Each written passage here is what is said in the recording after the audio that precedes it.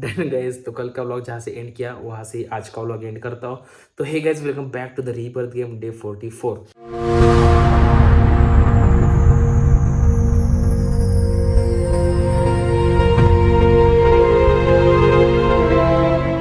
जैसे मैंने कल के व्लॉग में बताया अपने कि 2018 के स्टार्टिंग में हमारे 10th के एग्ज़ाम्स के प्री प्रिपरेशन चल रहा था, जहाँ पे एग्ज़ाम्स थे दो, जहाँ पे जो मेन एग्ज़ाम रहते हैं ना, तो उसके पहले क्या रहता है, सराव रहता है, जो स्कूल में पढ़ाए रहते हैं, एग्ज़ाम पेपर्स रहते हैं, जो सेम पेपर हमें आते हैं, तो उस टाइप के पेपर के क्वेश्चंस हमें सॉल्व करना पड़ता है टाइम लगा के। तो वो स्कूल में रहते हैं, हर किसी के रहते हैं। तो वो स्टार्ट हो गए, उसमें प्रिपरेशन वगैरह स्टार्ट हुआ। तो मैंने क्या किया था कि मेरी एक बात ऐसी हुई कि मैं स्कूल में मॉर्निंग में जाता था। तो दिसंबर के टाइम पे मैं जो हमारे ट्यूशन थे, एक्सटर्नल ट्यूशन, तो सब लोग ट्यूशन से पहले ही आते थे, बैठते थे दोस्त वगैरह। तो मैं ऐसे गाइड पकड़ के बैठता था, हिस्ट्री का गाइड। कितना, दिसंबर 17 की बात है। फाइनल एग्जाम्स के लिए 3 महीने पहले मैं बात बता रहा हूँ। तो उस टाइम पे मेरा दोस्त ऐसे बैठ रहा था, बोल रहा था क्या ही अभी 3 महीने के बाद एग्जाम है, और ये जो ट्यूशन हमने लगवाए थे वो मैथ्स और साइंस के थे, और तू यहाँ पे हिस्ट्री की गाइड पकड़ के क्या बात कर रहा है। तो मैंने उसको बोल दिया मैं अभी पढ़ रहा हूँ, मुझे 2-3 महीने पहले ही हिस्ट्री ज्योग्राफी पढ़ के कवर करना है, ताकि मुझे बाद में साइंस और मैं इंग्लिश के लिए टाइम मिल सके एग्जाम के टाइम। तो ठीक है, तो उसको मैंने बता दिया, तो वो हंसने लगा कि क्या एग्जाम किया, प्रिपरेशन किया। तो उसने मुझे बोला कि चल मैं तुझे एक सवाल पूछता हूँ, तो उसका आंसर दे। तो ठीक है बोला मैंने, मतलब मेरी उस टाइम पे तो 70-80% प्रिपरेशन हो गई थी। तो मैंने बोल दिया चलो मेरे भी रिवीजन हो जाए, तो इसलिए मैंने बोला पूछ। तो उसने मुझे एक सवाल पूछा, जो था हिस्ट्री का, कुछ तो एग्जाम सवाल था, वर्ल्ड वॉर के, जो हमारा वर्ल्ड वॉर फर्स्ट हुआ तो उसके बारे में था। तो मैंने उसको आंसर बताया था, तो उसको उसकी रिएक्शन थी ऐसी, वो चौंक गया था कि भाई 3 महीने पहले मैंने वो आंसर उसको बता दिया, और उसको ऐसा लगा कि भाई इसने सब कवर कर दिया। और उससे उसने क्या लेसन लिया मेरे दोस्त ने, तो उसने वो सोच लिया कि भाई ये अगर इतना प्रिपरेशन करके आया तो मैं क्या वो। तो उस मतलब ये कब बताया उसने, जब रिजल्ट हुआ तो उसने मुझे बताया कि भाई ते तूने जब उस टाइम पे मुझे आंसर दिया तो मैं इतना चौंक गया था कि भाई तेरा इतना कैसे हुआ फास्ट, और मैं कहाँ पे हूँ। तो उसने भी पढ़ाई करना स्टार्ट की। तो मुझे वो अच्छा लगा, बाद में पता चला वो। तो वहाँ से मैंने प्रिपरेशन करना स्टार्ट की, और टाइम आ गया मार्च का। मार्च में मेरे एग्ज़ाम्स थे, मस्त एग्ज़ाम्स चल रही थी। फर्स्ट पेपर मराठी, हिंदी, इंग्रजी, algebra, geometry, science 1, science 2, history, geography, और हमारे टाइम आईटी का चैप्टर, आईटी का पेपर था, कंप्यूटर साइंस का। तो उसके मार्क्स नहीं थे, उसकी ग्रेड थी। तो ऐसे पेपर का सीक्वेंस था सब। मराठी, हिंदी, अंग्रेजी के पेपर्स 80-80 मार्क्स थे, और बाकी के सारे सब्जेक्ट के पेपर 40-40 मार्क्स के थे।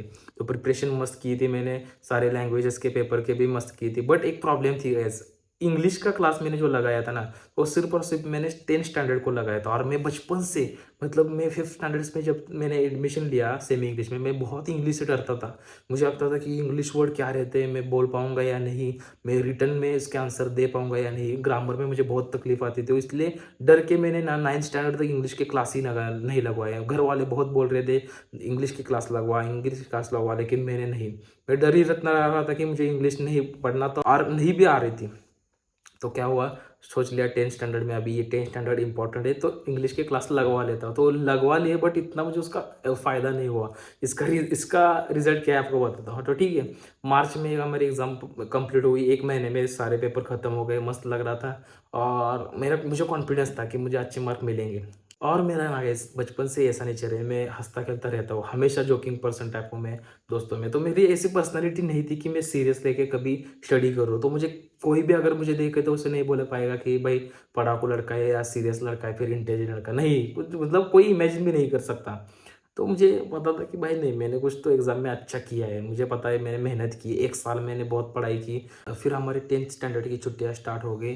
तो छुट्टियाँ थी लगभग 2 महीने की, और मैं जब भी जहाँ पे भी जाता था रिश्तेदारों के पास, तो वो बोलती थी ना कि 10वीं के एग्ज़ाम कैसे गए, तो मैं बोलता था मस्त गए, मेरे एग्ज़ाम मस्त थी। तो मैं कॉन्फिडेंस के साथ उनके सामने एक ही बात बोलता था, मैं कितने परसेंटेज आएंगे मैं इसकी गारंटी नहीं दूंगा, लेकिन मैथ सब्जेक्ट में मुझे 100 आउट ऑफ 100 मार्क मिलेंगे एट एनी कॉस्ट। मुझे 10th के बोल रहा हूँ गाइज, और एसएससी के 10वीं स्टैंडर्ड के मैथ्स में मुझे 100 आउट ऑफ 100 मार्क मिलेंगे।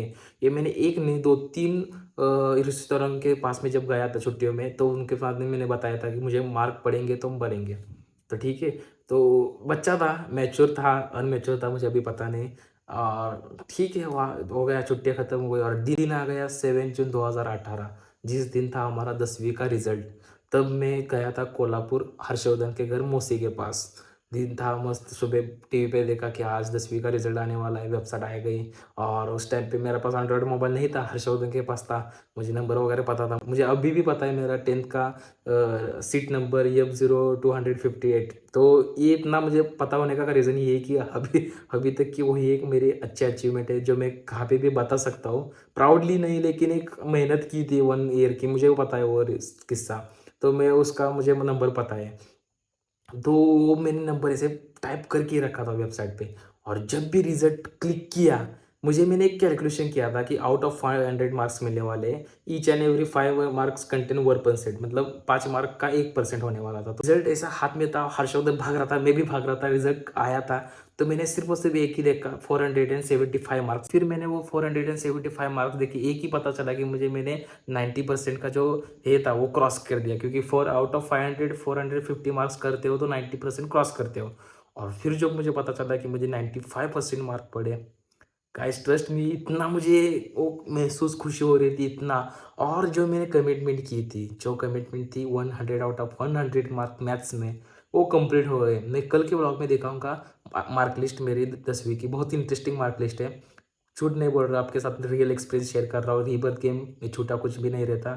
तो 100 आउट ऑफ 100 मार्क्स हमने स्कोर किए मैथ्स के सब्जेक्ट में। इट्स नॉट जोक गाइज, मुझे खुद पता है, पापा भी गणित पढ़ाते हैं, 10th स्टैंडर्ड को, उनको भी पेपर चेक करने को आते हैं। अगर किसी बंदे को आउट ऑफ वॉट मार्क मिल रहे हैं तो स्कूल के जो चेकर रहते हैं, पेपर चेक करते हैं, उसी लेवल पे 10th स्टैंडर्ड के पेपर चेक किए जाते हैं। मैंने खुद देखा है घर में। तो किसी भी बंदे को, किसी भी लड़के को अगर आउट ऑफ मार्क मिल रहे हैं तो टीचर्स लोग देखते हैं, जो चेक करते हैं कि इसका आधा मार्क कहाँ पे तो काट दिए, ताकि 100 आउट ऑफ 100 ना मिले। और अगर उसमें से आप पास होकर 100 आउट ऑफ 100 मार्क ले लेते हो तो it's very good for you. और वो हमने किया, हमें 100 आउट ऑफ 100 मार्क्स मैथ्स में मिले। मतलब उस समय मुझे वो समय याद आ गया जब मैं स्कूल में पापा को लेकर ऐसे स्कूल टॉप में बैठा था, और वो बोल रहे कि तेरे पापा मैथ्स के टीचर है और 7th स्टैंडर्ड के स्कॉलरशिप पे तुझे सिर्फ 36 मार्क मिले। तो मतलब जो पासिंग मार्क थे वो उतना वहाँ तक पहुँच गया, वो दिन ही आ गया। और ये इस दिन पे मुझे 100 आउट ऑफ 100 मार्क्स मिले, वो भी मैथ्स में, वही सब्जेक्ट में। तो मस्त मज़ा था। 95% पड़े हमें ओवरऑल। और गाइस, जो हमने कमिटमेंट की थी सर से कि 10th स्टैंडर्ड के सी डिवीज़न में मैं पहला आऊँगा, और वो हमने कंप्लीट किया। मेरे जो बाकी के दोस्त थे वो बहुत होशियार थे, और मुझे कंपटीशन तो मैंने कभी उनसे की ही नहीं। मुझे यही पता था कि मुझे फर्स्ट आना है। मुझे किसी से कंपटीशन नहीं थी या फिर किसी से जीलियसनेस नहीं था। मुझे यही बोलने था कि मुझे वो सर की बात याद रहती है, और मुझे वो प्रूव करना था कि भाई अगर एक साल तो पढ़ लेते हो ना अच्छे मन से, तो आप वो जो कमिटमेंट करते हो पा लेते हो। तो वो मैंने कमिटमेंट की थी, उसको मैंने पार कर दिया। हमने 10th स्टैंडर्ड के सी डिवीजन में हम फर्स्ट आ गए, 95% मिले हमें। तो वो एक अचीवमेंट हमने कंप्लीट की। 2 हमने रिवेंज डन किए, और मस्त लग रहा था गाइस। और इंटरेस्टिंग आपको बताता हूँ, 10th स्टैंडर्ड में हमारे समय बेस्ट ऑफ 5 था। मतलब बेस्ट ऑफ 5 यानी कि 6 सब्जेक्ट में से आपके जो 5 सब्जेक्ट में अच्छे मार्क्स मिलते हैं, वो 5 सब्जेक्ट के मार्क्स कैलकुलेट होंगे, और उसकी का परसेंटेज बन के आपके रिजल्ट्स में आएगा। तो आउट ऑफ 5, मतलब मैंने जब बात की, जो मैं डरा हुआ था इंग्लिश से, इंग्लिश सब्जेक्ट हमारा हट गया, और आउट ऑफ 5 में बाकी के सब्जेक्ट आ गए। मतलब इंग्लिश सब्जेक्ट को कम मार्क थे। तो मस्त थे। देखो अभी मार्क्स में बताता हूँ, मुझे मराठी में पड़े 90 मार्क्स आउट ऑफ 100, हिंदी में पड़े मुझे 95 मार्क्स आउट ऑफ 100, इंग्लिश में पड़े मुझे 75 मार्क्स आउट ऑफ 100, मैथ्स में पड़े 100 आउट ऑफ 100, सोशल साइंस यानी कि हिस्ट्री जोग्राफी में पड़े मुझे 98 आउट ऑफ 100, और जो सोशल और normal science, science and technology, उसमें पड़े मुझे 89 आउट ऑफ 100। तो 75 मार्क्स इंग्लिश में लो थे, तो वो हट गया, और बाकी जो बचे थे 5, उनको मिलाकर 95% हमें 10वीं में पड़े। तो फिर 10th का रिजल्ट वगैरह हो गया, खुशी से अच्छे से बाहर आ गया। 10th स्टैंडर्ड की मार्क लिस्ट पता है आपको, लेट आते हैं, तब तक आपका 11th चालू होता है।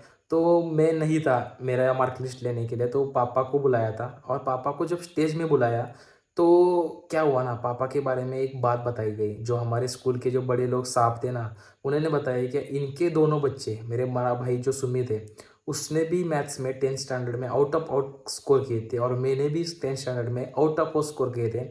मेरा फ़र्क था ये कि मैंने 10th के सी डिवीज़न में टॉप किया था, लेकिन मेरे भाई ने 10th के ओवरऑल 3 डिवीज़न में टॉप किया था। और 96% उसको मिले थे और 95% मुझे मिले। उसका नाम स्कूल के बोर्ड पे लगा था क्योंकि वो तीनों डिवीज़न में फर्स्ट आया था। मेरा नाम नहीं, क्योंकि मैं एक ही डिवीज़न में आया था। इनके दोनों बच्चे इसी स्कूल में पढ़े, एक का नाम अमित, एक का नाम सुमित। दोनों बच्चे ने बाप बाप का नाम रोशन किया क्योंकि बाप का सब्जेक्ट उनके मैथ्स से।